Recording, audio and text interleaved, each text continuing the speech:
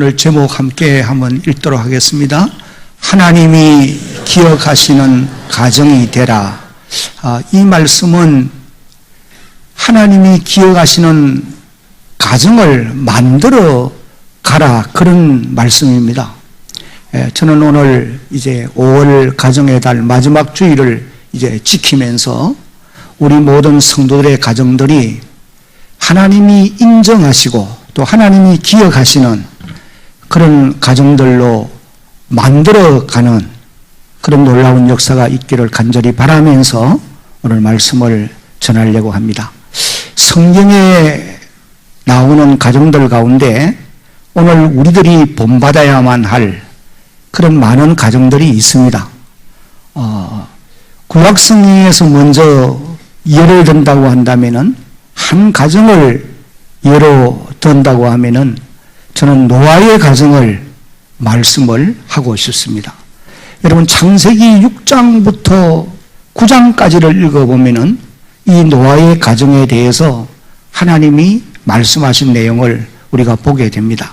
이 노아의 가정은 하나님께서 사람들이 이 땅에 사는 동안 죄악으로 가득해 있는 모습을 보시고, 또 사람의 마음의 모든 생각이 항상 악할 뿐임을, 사람들의 마음에 계획하는 모든 것들이 악할 뿐임을 보시고 땅에 사람 지으셨음을 한탄하셔서 그 모든 사람들과 가축과 땅에 기는 모든 것과 공중의 새까지 다 멸하기로 작정을 하셨을 때에 이 노아의 가정은 하나님의 특별한 은혜를 입어서 방주를 예비하게 되고, 또 그 방주로 인해서 그 방주 안에 들어감으로 온 식구들이 그 모든 환난에서 구원을 받게 된 그런 이제 가정임을 기록을 하고 있습니다. 히브리서 기자는 이 노아의 가정에 대해서 이렇게 말씀을 하고 있어요. 히브리서 11장 7절을 보면은 한번 같이 읽어보겠습니다. 믿음으로 노아는 아직 보지 않는 일에 경고하심을 받아 경외함으로 방주를 준비하여 그 집을 구원하였으니 이로 말미암아 세상을 정죄하고 믿음을 따르는 의의 상속자가 되었느니라. 히브리서 기자가 노아의 가정에 대해서 이렇게 이제 말씀을 한 것을 우리가 보게 됩니다. 오늘 예배를 드리는 우리 모든 성도들도 여러분의 가정이 마지막 하나님의 심판의 때에 온 가족들이 노아의 가정처럼 구원의 은총을 입는 이런 놀라운 역사가 있어야 할 줄로 믿습니다. 노아의 가정은 하나님의 말씀을 따라서 방주를 예비하고 그 방주 안에 들어감으로 환난의 날, 그 재앙의 날에 온 가족이 구원을 받게 되어졌던 것입니다. 오늘 이 시대를 사는 우리는 하나님의 심판의 때에 예수 그리스도를 믿음으로 구원을 받게 되어 있습니다. 그러므로 여러분의 가정에 온 식구들이 마지막 그날에 예수를 구주로 믿어서 모든 심판을 피하고 구원의 자리에 이르는 이런 놀라운 역사가 있기를 예수님의 이름으로 축복합니다. 오늘 우리가 읽은 이 본문에 나오는 고넬료의 가정, 이 가정은 저와 여러분들이 다시 한번 주의 있게 살펴서 우리가 본받아 가려고 노력하는 그런 가정이 되어야 하겠습니다. 1절을 보면은 가이사라에 고넬료라는 사람이 있으니 이달리아 부대라는 군대의 백부장이라 그렇게 기록을 합니다. 이 고넬료는 유대인이 아니지만도 하나님을 경외하는 이런 사람이 되었고, 그는 군인이지만은 또 100명의 병사들을 거느리는 백부장이지만은 아주 하나님이 인정하는 그런 사람이었음을 알 수가 있습니다. 이 고넬료가 속한 부대는 지중해 연안에 있는 가이사라 항구에 있었다. 그렇게 이제 기록을 하고 있습니다. 근데 하루는 하나님께서 이 고넬료에게 그의 천사를 보내어서 말씀하시기를 너와 너의 가족이 행하는 선한 일들을 내가 기억을 하고 있다. 그렇게 이제 말씀을 하시면서 네가 사람을 요바에 보내어서 베드로를 청하여 그를 통해서 말씀을 들으라. 이것을 이제 말씀을 해 주셨습니다. 여기 3절과 4절을 보면은 하루는 제9시쯤 되어 환상 중에 밝히봄에 하나님의 사자가 들어와 이르되 고넬료야 하니 고넬료가 주목하여 보고 두려워 이르되 네 기도와 구제가 하나님 앞에 상달되어 뭐하신 바가 되었어요? 기억하신 바가 되었으니 그러시면서 이제 네가 사람을 요바에 보내어서 베드로를 청하라. 그렇게 이제 말씀을 하신 것을 봅니다. 이 사도행전 10장 1절로 48절까지가 전체를 우리가 다 읽어보아야 될 그런 말씀인 것을 여러분들이 이제 기억을 할 수 있기를 바라고, 그러면은 이 고넬료의 가정은 어떤 가정이냐? 첫째는 한번 같이 읽어봅니다. 볼륨 조금 높여주세요. 같이 읽습니다. 시작. 온 가족이 다 하나님을 경외하는 가정입니다. 2절을 보면은 그가 경건하여 온 집안과 더불어 하나님을 경외하며 백성을 많이 구제하고 하나님께 항상 뭘 했습니까? 기도하더니 그렇게 기록을 했습니다. 여기 그가 경건하여, 이 말은 고넬료가 신실한 하나님의 사람, 돈독한 신앙의 사람이다. 그런 이제 말씀이에요. 다시 말하면 고넬료는 비록 유대인이 아니었지만도 살아계신 하나님을 확실히 믿는 그런 신앙의 사람이었다. 그렇게 말씀을 하고 있습니다. 그런데 놀라운 것은 이 고넬료의 경건한 신앙은 그의 가족들에게 영향력을 미쳐서 온 가족들이, 온 식구들이 하나님을 경외하는 그런 사람들이 되어졌다. 그렇게 이제 말씀을 하시고 계세요. 여기 2절 중간 부분을 다시 보면은 온 집안과 더불어, 한번 따라합니다. 하나님을 경외하며, 그리고 온 식구들이 이 고넬료의 영향력으로 말미암아 하나님을 경외하는 그런 가정이 되어졌다라는 말씀이에요. 여러분, 여기 하나님을 경외한다는 말은 하나님을 두려워하면서 섬긴다는 말이, 하나님 무서운 줄을 깨달아 알고 하나님을 겸손한 마음으로 섬겨가는 이런 모습을 걸어서 경외하며 그런 표현을 하고 있는 것입니다. 다시 말하면 고넬료와 그의 온 가족들은 다 하나같이 하나님을 두려운 마음으로 섬기는 사람들이었다. 그런 말씀이에요. 이렇게 되어진 것은 고넬료가 가정의 호주로서 그의 모든 가족들에게 아름다운 소식, 하나님이 어떤 분이며 자신이 믿는 하나님이 어떤 하나님인가를 알려줌으로 온 가족이 하나님을 경외하는 그런 경지에 이르게 되어진 것이다. 그렇게 말할 수가 있습니다. 디모데전서 5장 8절 말씀을 한번 같이 읽어봅니다. 시작. 누구든지 자기 친족, 특히 자기 가족을 돌보지 아니하면 믿음을 배반한 자요 불신자보다 더 악한 자니라. 호주가 경건하면 가족들이 경건할 수 있는 것입니다. 왜냐하면 경건한 신앙의 호주는 자기의 가족들에게 자기가 믿고 의지하는 하나님을 소개하게 되어 있고 그 가족들로 하여금 믿음 위에 굳게 설 수 있도록 이끌어가기 때문에 그런 것입니다. 그러나 모든 성도들의 가정들이 다 그런 것은 아니라고 말할 수 있어요. 오늘 현실 속에 많은 성도들의 가정이 그렇지 못한 것을 압니다.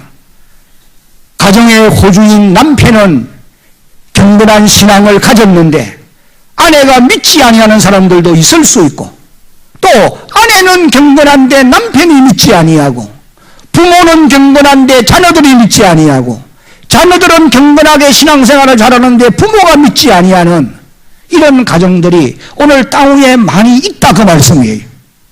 사랑하는 성도 여러분, 오늘 여러분들의 가정은 과연 어떠합니까? 온 가족이 다 하나님을 경외하는 삶을 지금 살아가고 있는지 주의 깊게 한번 살펴보셔야 합니다. 성경에 보면은 한 가정에 경건한 신앙의 한 사람이 있게 되면은 모든 가족들이 구원의 자리에 이르게 되어 있다. 성경이 그렇게 말씀을 하고 계세요. 사도행전 16장 31절 같이 읽어봅니다. 이르되 주 예수를 믿으라. 그리하면 너와 내 집이 구원을 받으리라 하고, 여기 보면은 주 예수를 믿으라. 그리하면은 너와 너의 집이, 이 말은 너의 가족들이 그런 뜻이죠. 구원을 받게 되어 있다는 거예요. 왜? 경건한 신앙의 가정은 가족들에게 복음을 전하게 되어 있고, 경건한 신앙의 아내는 자기 남편의 구원을 위해서 힘쓰게 되어 있고, 경건한 자녀들은 그의 부모님들께 자신이 믿고 의지하는 하나님을 소개하게 되어 있다는 것입니다. 그렇게 함으로 온 가문이, 온 가정이 믿어 구원의 자리에 이를 수 있는 이런 놀라운 역사가 임하게 되어진다는 거예요. 이런 은혜가 여러분 가문의 가정에 이루어지기를 예수님의 이름으로 축복합니다. 사랑하는 성도 여러분, 오늘 여러분들이 고넬료처럼 경건한 신앙의 사람들이 되어서 여러분들 때문에 여러분의 가족들이 다 구원의 축복을 누릴 수 있어야 할 줄로 믿습니다. 이제 128편 1절 2절을 함께 한번 읽어봅니다. 같이 읽습니다. 여호와를 경외하며 그의 길을 걷는 자마다 복이 있도다. 네가 내 손이 수고한 대로 먹을 것이라. 네가 복되고 형통하리로다. 이 말씀은 하나님을 경외하며 말씀 따라 사는 가정이 복을 받게 되어 있다. 시편 기자가 그렇게 고백한 말씀입니다. 우리가 다른 성경에서도 보면은 말씀 따라 살게 되면 하나님이 복을 주실 것을 약속한 구절들을 여러 곳에서 찾아볼 수가 있습니다. 출애굽기 20장 6절을 보면은 같이 읽습니다. 나를 사랑하고 내 계명을 지키는 자에게는 천대까지 은혜를 베푸느니라. 신명기 4장 40절입니다. 오늘 내가 네게 명하는 여호와의 규례와 명령을 지키라.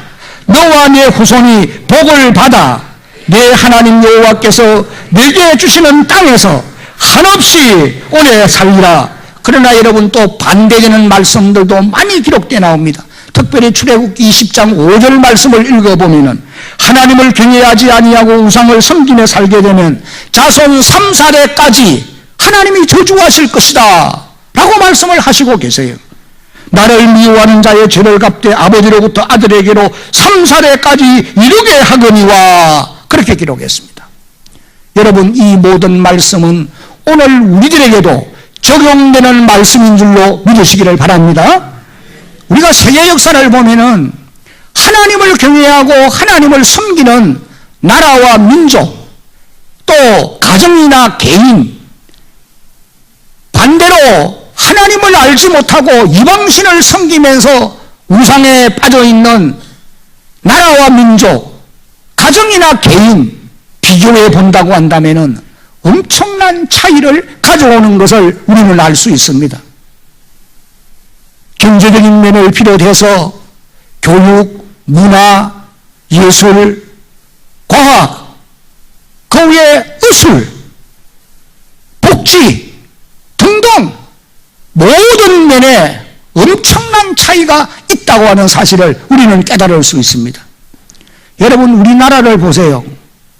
우리나라가 복음이 들어오면서 선진국에서 의술을 가지고 있는 의사들이 이 땅에 와서 병원을 차리고 병든 육신을 고쳐줍니다. 그들은 교육적으로도 앞서 있는 사람들이기 때문에 이 땅에 들어와서 문명을 가진 문명인 사람들인 우리를 말씀을 가르쳐요. 그렇게 해서 우리의 영이 밝아지게 만들었고 어두운 삶을 밝은 삶의 자리로 인도해 내었던 것입니다. 그러므로 오늘 우리 모든 성도들도 고넬료의 가정처럼 온 가족이 하나님을 경외하는 가정을 만들어갈 수 있기를 예수님의 이름으로 축복합니다. 그 다음에 두 번째 고넬료의 가정은 같이 읽겠습니다. 온 가족이 사랑을 실천하는 가정이었습니다. 2절을 보니, 하반절을 보면은 백성을 많이 구제하고 그렇게 기록합니다. 야고보 1장 27절을 함께 이제 소리내서 읽겠습니다. 하나님 아버지 앞에서, 같이 시작. 하나님 아버지 앞에서 정결하고 더러움이 없는 경건은 곧 고아와 가부를 그 환난 중에 돌보고 또 자기를 지켜 세속에 물들지 아니하는 그것이니라. 아멘. 고넬료와 그의 가정은 이와 같은 사랑을 실천했다. 2절 말씀에 그렇게 기록하고 있습니다. 하나님은 이런 경건한 삶을 모든 성도들이 회복하기를 원하고 계심을 믿어야 할 것입니다. 디모데후서 3장 1절로 5절까지의 말씀을 보면은 사도 바울이 마지막 때가 되면은 이 땅에 여러 가지 각가지 악한 일들이 이제 있게 되어질 것인데 그 중에 하나가 무엇이냐? 여기 이제 디모데후서 3장 5절을 보면은 같이 읽어봅니다. 경건의 모양은 있으나 경건의 능력은 부인하니 이 같은 자들에게서 내가 어떻게 하라? 돌아서라는 거예요. 경건의 모양은 있다는 거예요. 예수를 믿는 것 같이 보이기도 한다는 거예요. 그러나 그의 삶 속에서는 하나님의 말씀을 순종하는 삶이 없다는 겁니다. 고넬료는 하나님의 말씀을 깨달아 알았기 때문에 여기 조금 전에 읽었던 말씀에 기록된 대로 2절 하반절에 보니까 백성을 많이 구제하고 그렇게 기록하고 있어요. 진정한 경건은 어떤 것으로 나타나느냐? 고아와 가부를 돌아보는 것으로 나타나야 된다. 야고보 사도가 그렇게 말씀을 하신 것을 우리가 보게 되어지는 것입니다. 하나님은 경건한 삶을 회복하는 성도들의 가정들을 반드시 축복해 주실 줄로 여러분 믿으시기를 바랍니다. 경주 채부잣집 얘기를 여러분들이 아마 들어보신 기억이 있을 것입니다. 이 사람은 하나님을 알지 못하는 사람이잖아요. 성경의 원리를 배운 사람이 아닙니다. 그럼에도 불구하고 이 사람은 가난한 자들을 언제나 생각하는, 배려하는 그런 삶을 살았던 사람임을 알 수가 있어요. 이제 이 채부잣집의 가운을 우리가 한번 살펴보기를 원합니다. 첫째는 같이 한번 읽어봅니다. 시작. 흉년에는 땅을 사지 마라. 이건 재산 정식의 도덕성을 강조한 부분이라고 보면 됩니다. 이웃이 불편한데 나만 편할 수 없다는 거예요. 그래 흉년에 땅을 사면은 아주 값싸게 살 수 있잖아요. 그래 그때는 사면 안 된다. 그 다음에 두 번째 같이 읽어봅니다. 만석 이상 하지 마라. 이 말은 만석만 해드리고 그 외에는 나누라는 거예요. 그 다음에 세 번째가 어렵고 힘들 때 이웃과 함께하라. 풍년의 기쁨을 함께 나누고 흉년의 아픔을 함께 감수하라. 이것이 부자의 원리다. 그렇게 이제 말을 합니다. 그럼 마지막 한 가지는 사방백리 안에 굶어 죽는 사람이 어떻게 하라? 없게 하라. 100리면은 40kg를 말하는 거예요. 이 40kg 안에 있는 사람들 가운데 굶어 죽는 사람이 없게 하라. 채부잣집이 있는데 그 집에 곡식이 쌓여 있는데 가난해서 굶어 죽는 사람이 없게 만들어라. 그래서 여러분 이 채부잣집은 12대가 이 부자의 삶을 개선해 갑니다. 그리고 400년 동안 이 부를 유지할 수 있었다. 그렇게 기록을 해요. 사자성경 가운데 이런 말이 있어요. 금불 10년이요 또 화무 11홍이라. 잘 몰라도 괜찮아요.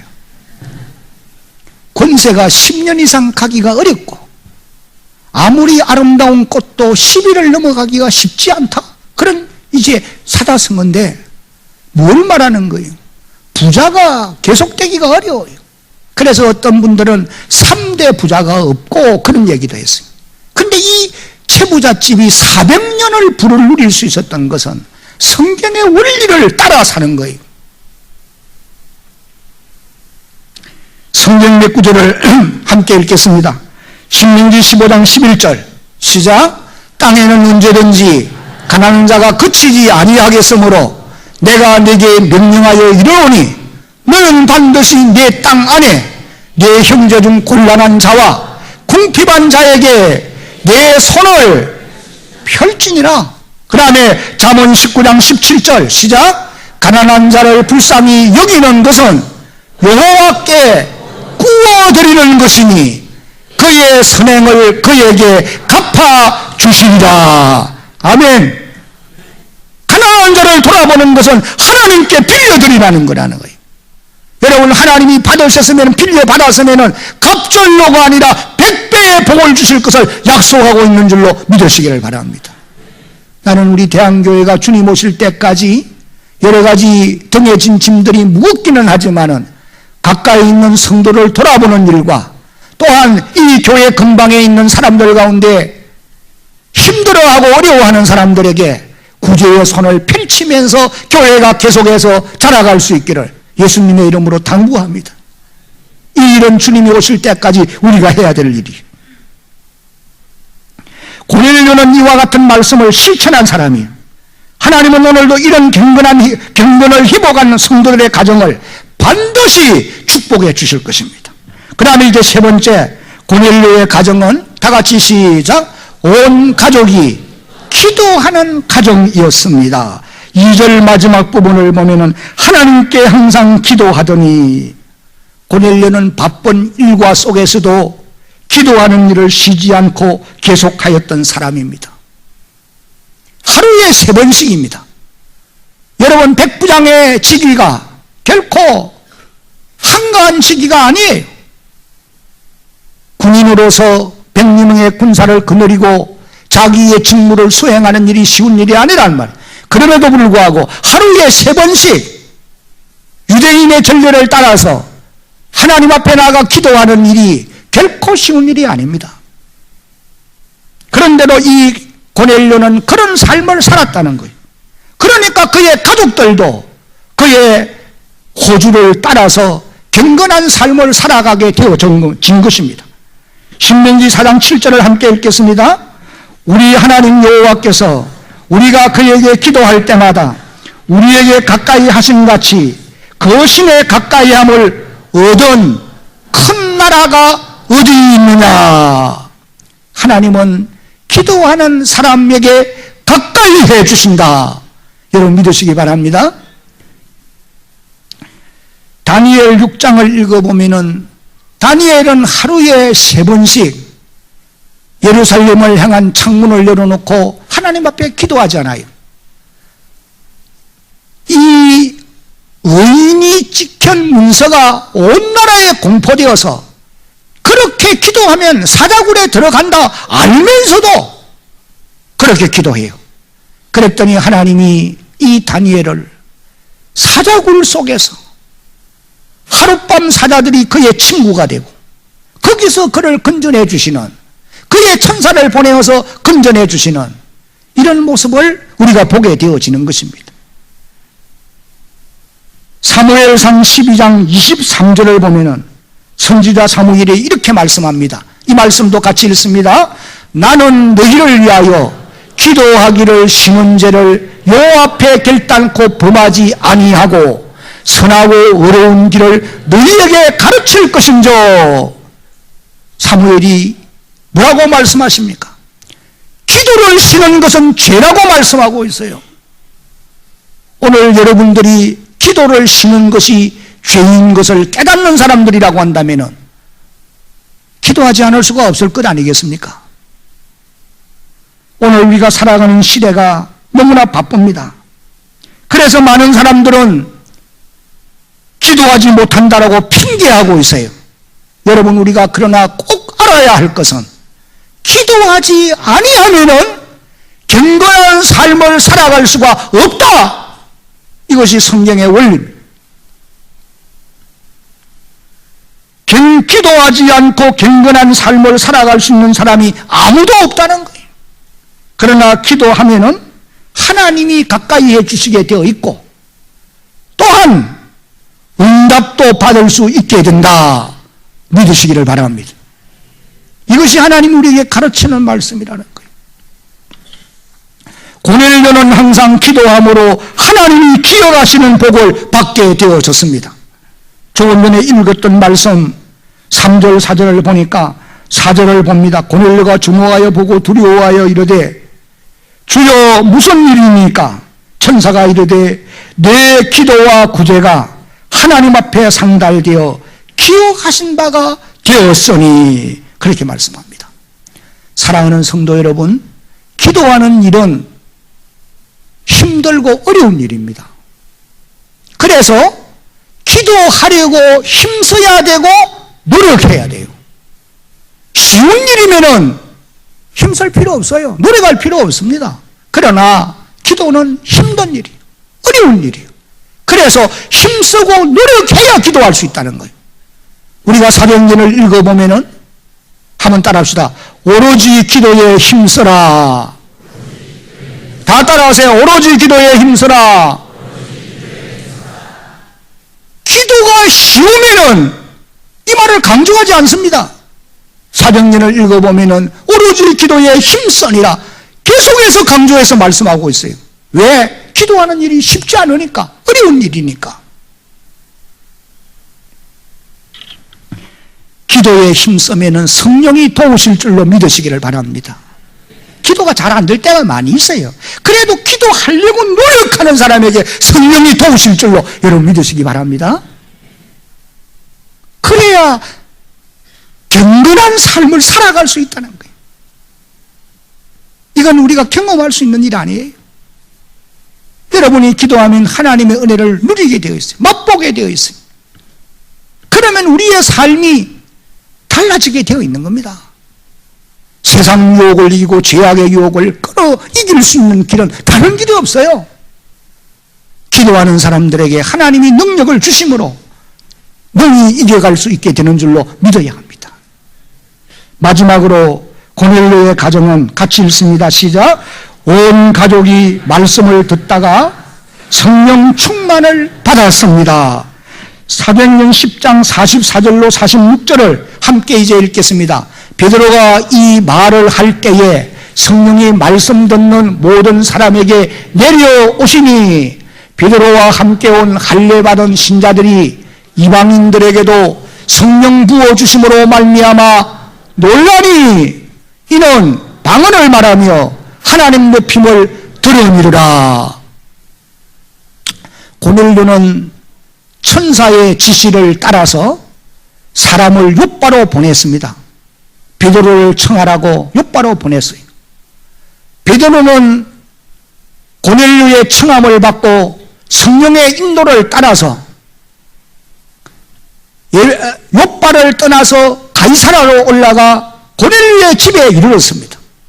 가보니 고넬료가 자기의 집에 가족들과 친척들과 가까운 이웃들을 불러 모아놓고 베드로 오기를 기다리고 있었습니다. 사도 베드로가 그곳에 들어가서 모여있는 사람들에게 사도행전 10장 34절부터 43절까지 내용에 기록된 대로 예수 그리스도의 죽음과 부활을 그들에게 설명해 주고 너희가 그를 믿음으로 우리가 구원을 받고 그 이름으로 제사함을 받게 되어 있다. 이와 같은 말씀을 선포했습니다. 여러분 이제 사도행전 10장 43절 한 절만 읽어봅니다. 시작.